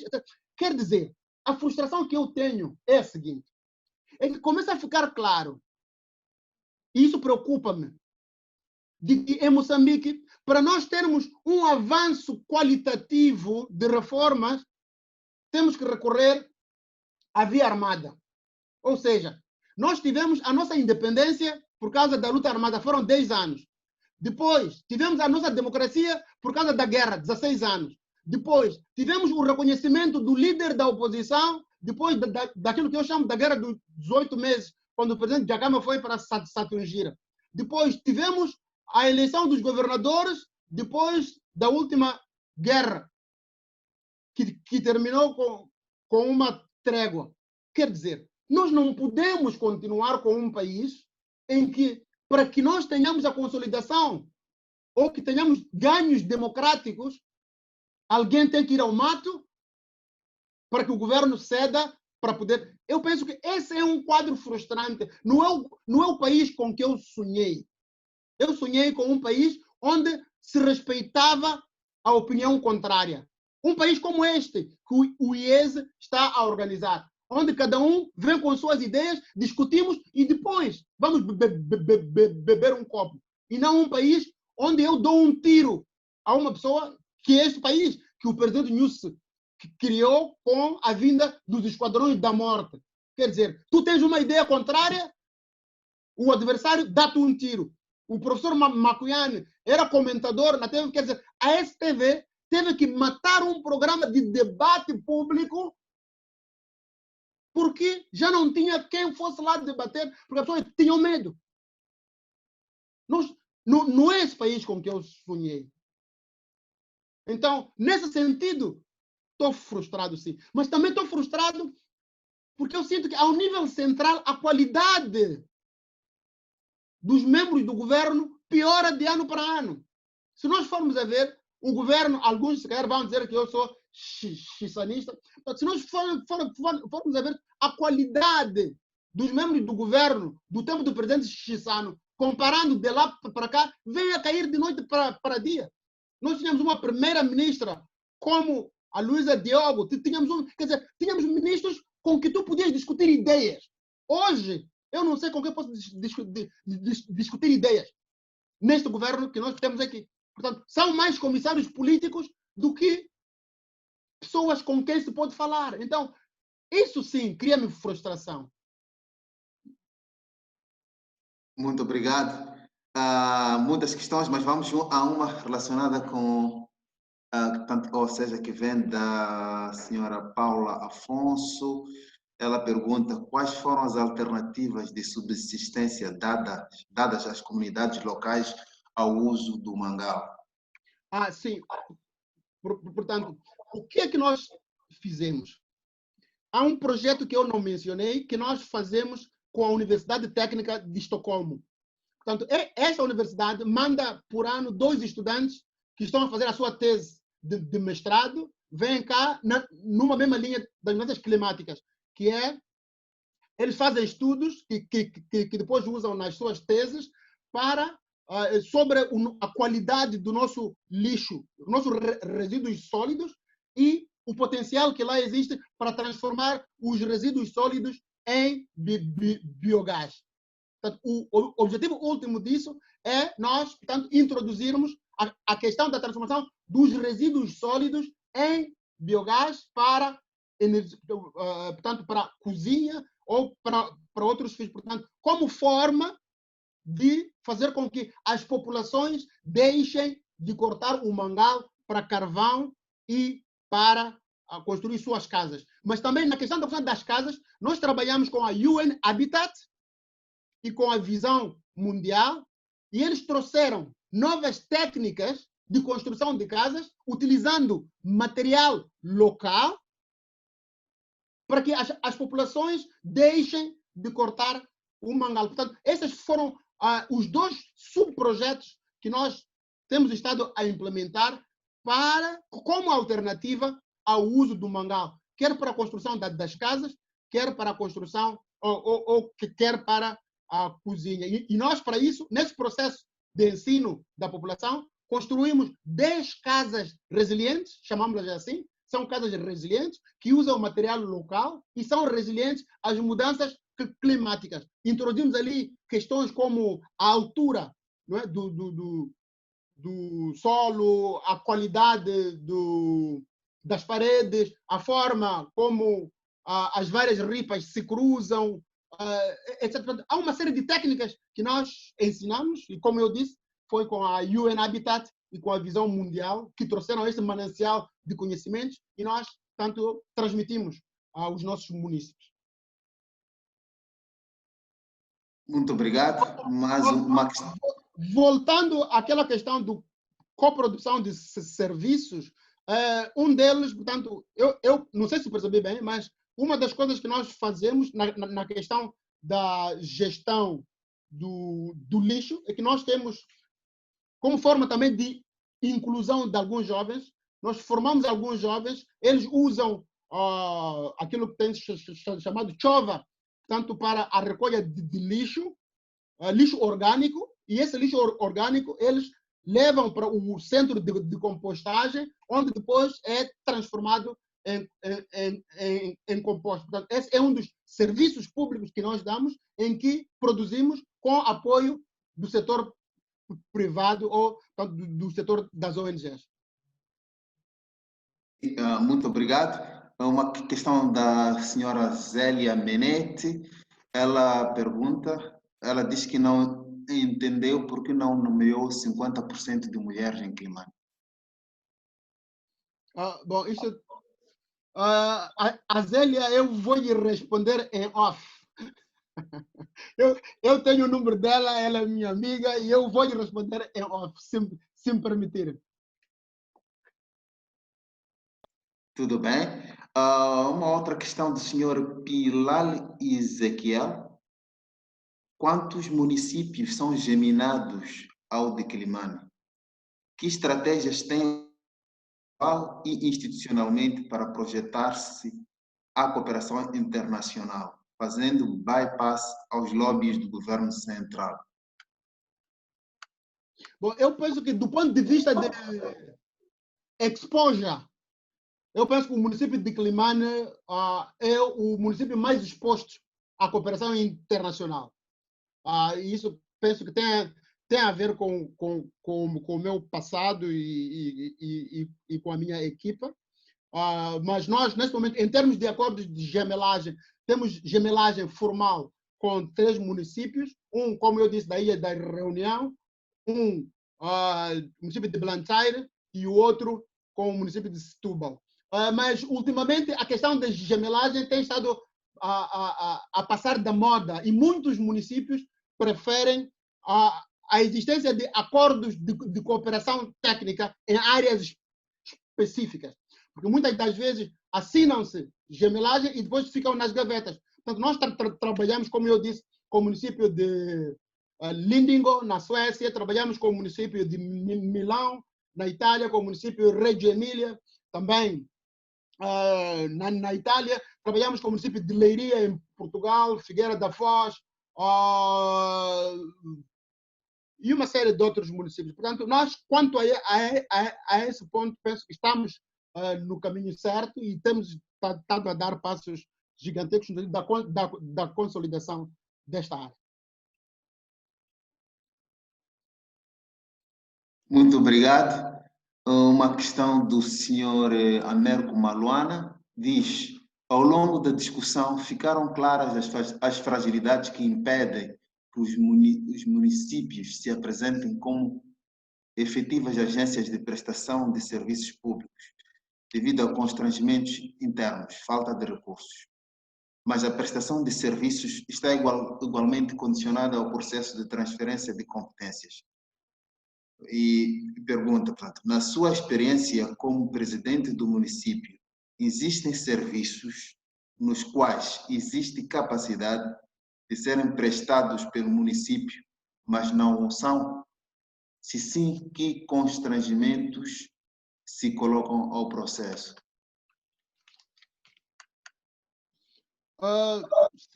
Por exemplo, eu poderia colocar... Eu penso que nós já falamos aqui de 2 áreas, não é? Uma é a área da educação, outra é a área da saúde, mas também eu podia falar, por exemplo, da área dos bombeiros municipais não é? Que é extremamente importante. Por exemplo, há alguns anos atrás aqui, nós tivemos uma situação em que um dos mercados pegou fogo e não havia capacidade para debelar esse fogo. Também eu podia aqui elencar, para além da área da educação, saúde, bombeiros, podia aqui elencar a área dos transportes públicos urbanos, né? Onde nós temos uma empresa de forma tímida a dar passos certos neste processo. Temos aqui a questão, por exemplo, do saneamento, em que a cidade de Climane foi o primeiro município a ter uma empresa municipal de saneamento. Portanto, é uma empresa que pertence ao município, sim, mas a ideia é que tenha uma autonomia nesse sentido. Portanto, nós iríamos assinar um contrato de programa no sentido de dar maior autonomia a essa empresa e ela dar-nos-ia como feedback, portanto, o saneamento da nossa cidade. Mas nós achamos que há outras áreas, como, por exemplo, a área da distribuição de água e a área da distribuição de eletricidade. Portanto, sabemos todos nós que no tempo colonial havia um serviço municipal de água e saneamento, que era SMAE, portanto, que era esse serviço que produzia e distribuía quer eletricidade, quer água. Hoje, a população não exige a EDM quando quer extensão de energia elétrica ou quando quer reclamar sobre a qualidade de energia. Reclama com o edil, mas o edil não tem nenhum poder sobre a EDM ou sobre o FIPAG. Em todas as reuniões que nós vamos para os bairros, a população reclama da quantidade de água, da qualidade da água e quer a extensão da água, mas nós dependemos do FIPAG. E a coordenação, a cooperação entre as autoridades municipais, pelo menos no caso de Climane, e quer a EDM, quer o FIPAG, ainda enfermam dos problemas político-partidários. Portanto, isso é um handicap que existe, porque as empresas, ao invés de olharem para o lucro que deveriam ter e olharem para o interesse público, eles reagem, agem e respondem às preocupações de acordo com os ditames do partido no poder. E isso cria constrangimentos adicionais portanto, à satisfação da necessidade dos municípios, quer na área do abastecimento da água, quer na questão da área da eletricidade. É por isso que nós estamos a bater várias portas de várias empresas, que é para ver se conseguimos financiamentos e know-how para a introdução de algumas centrais, sejam eólicas ou via resíduos sólidos ou usando painéis solares, que é para, portanto, podermos abastecer as populações que se encontram em zonas onde a EDM não tem estado a fornecer energia. A questão da água para nós é muito mais difícil, porque Climane é uma cidade que está, digamos, literalmente abaixo do nível médio das águas do mar. Ora, encontrar água doce é extremamente difícil. Daí que é um grande desafio, a não ser que encontremos uma tecnologia como aquela que Israel tem, de transformação da água salgada em água potável. Aí, se calhar, teríamos o processo mais facilitado, digamos. Só temos mais 9 minutos, mas temos tantas questões, eu vou selecionar algumas, umas 3 só. Uma do senhor Luís Bembel diz: a cidade de Climane possui um vasto patrimônio cultural, material e imaterial. Qual é a estratégia da edilidade em tornar estas potencialidades patrimoniais em produto turístico?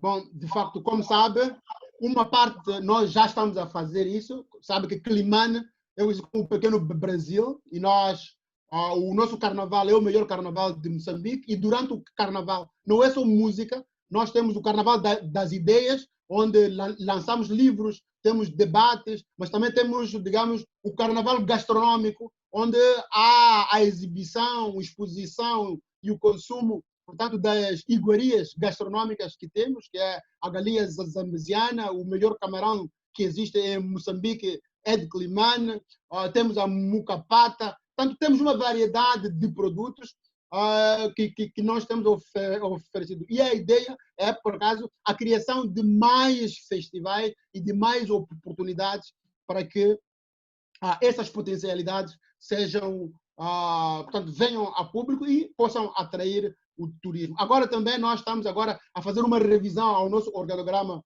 do município e uma das propostas que temos estado a trabalhar com o Museu de Chichiri, em Blantyre, no Malawi, para a criação de um museu na cidade de Climane como atrativo histórico. A nossa ideia pode ser um museu de transporte, pode ser um museu de escravidão, pode ser, enfim, mas a ideia é estamos aqui a trocar ideias e experiências para que haja mais ofertas.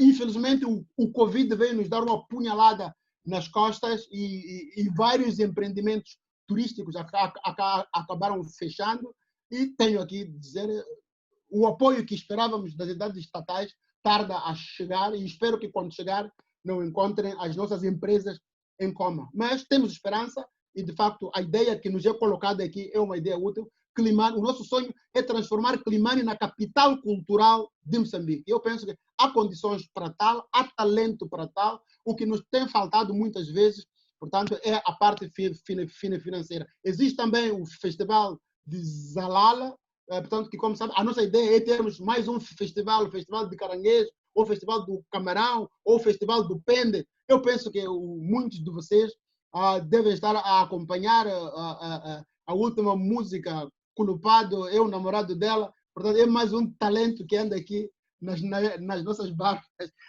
Apesar de eu não concordar com o conteúdo da música, senão a Mana Menete não vai atender a minha chamada. Muito obrigado.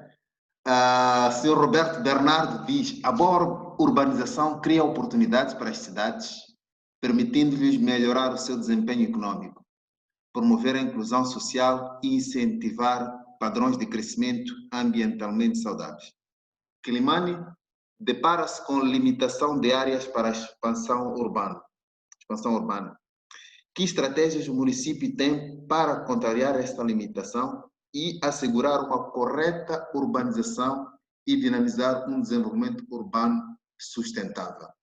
Bom, de facto, este é o calcanhar de Aquiles, não é? Climane tem uma composição geográfica bastante peculiar, deve ser dos poucos municípios que não tem área, digamos assim, pertencente ao município para a expansão, e por causa da própria história, sabe que aqui houve, portanto, aqui no Vale do Zambeze vem a história dos prazos, das donas, portanto, há problemas gravíssimos em termos de gestão do solo urbano, mas não deve ser um desafio. Uma das estratégias seria a construção vertical, ou seja, urbanização vertical, tanto pegar espaços e construir para cima, mas isso requer recursos financeiros. A outra, portanto, nós já há 2 anos fizemos uma carta para o Ministério da Habitação Estatal no sentido da expansão geográfica do município, no sentido de que a área municipal coincidisse com a área do distrito de Climane, porque não faz muito sentido deixar as áreas. Isso permitiria, seria uma lufada de ar fresco no processo da urbanização e permitiria uma reorganização, portanto, do espaço urbano mais barato e mais sustentável. Como sabe, por causa da guerra, e a província da Zambésia foi a província que mais sofreu dos efeitos da guerra dos 16 anos, portanto, houve quase que 98% dos distritos, portanto, com exceção de Mucuba e Alto Moloco, o resto dos distritos tinham sido tomados ou ocupados numa altura ou outra na altura do conflito armado. E isso fez com que muita gente saísse desses distritos, especialmente aqueles que eram funcionários públicos, que vieram para Climane e vieram cá, tiveram que ocupar áreas que hoje seriam áreas para expansão urbana. Por exemplo, a zona de Manhaua e até as zonas sem condições para habitação, questão de habitação, porque essas zonas eram zonas onde pastava o gado. portanto, são zonas baixas, são zonas pantanosas, mas que por causa dessa pressão, por causa da guerra, tiveram que ser transformadas em zonas habitacionais. Hoje, traz-nos gravíssimos problemas, quer para o saneamento, quer para a provisão de serviços de saúde, de educação, quer para a construção de estradas. Mas as pessoas estão lá. Nós temos que ir lá. Temos que prover os serviços, mas temos essas limitantes. Portanto, é um grande desafio que nós temos e, como disse, há duas hipóteses. Ou construímos para cima, portanto, posição vertical, ou então o Ministério da Transição Estatal ouve, não o meu clamor, mas o clamor dos munícipes de Climane, que também são cidadãos e merecem uma mão do governo central. Infelizmente, o governo central não tem respondido às nossas correspondências, pelo menos no tempo da ministra Ana Masloa. Espero que com a nova ministra, com a senhora Ana Comoane, as coisas mudem e vejam os munícipes de Climane não como da oposição, mas como munícipes, como moçambicanos, que têm direitos e deveres como outros munícipes, independentemente de terem votado para A, B ou C. Muito obrigado. Só temos mais 3 minutos. Então, pedi ao presidente Manuel Araújo que fosse breve nas duas questões que acho que são pertinentes. Todas são pertinentes, mas acho que temos que, pelo menos, tentar responder a estas. A primeira é do senhor Milton Benjamin. Boa noite, doutor Manuel de Araújo. Eu gostaria de saber se o município de Climane tem apoiado os jovens com ideias de criatividade, de forma a gerar renda para o município e para a comunidade. Portanto, esta é a primeira questão. A segunda questão é do outro senhor Lucas Catic. Diz, ouvi sobre as iniciativas de gênero que visavam ter um governo municipal 50% homens, 50% mulheres, que não resultaram, portanto, não tiveram efeito positivo devido à pouca capacidade técnica de quadros. Então, gostaria de saber o que o município de Climane está a fazer ou pretende fazer para atrair quadros competentes e qualificados. Muito rapidamente, vamos tentar dar resposta a estas duas questões.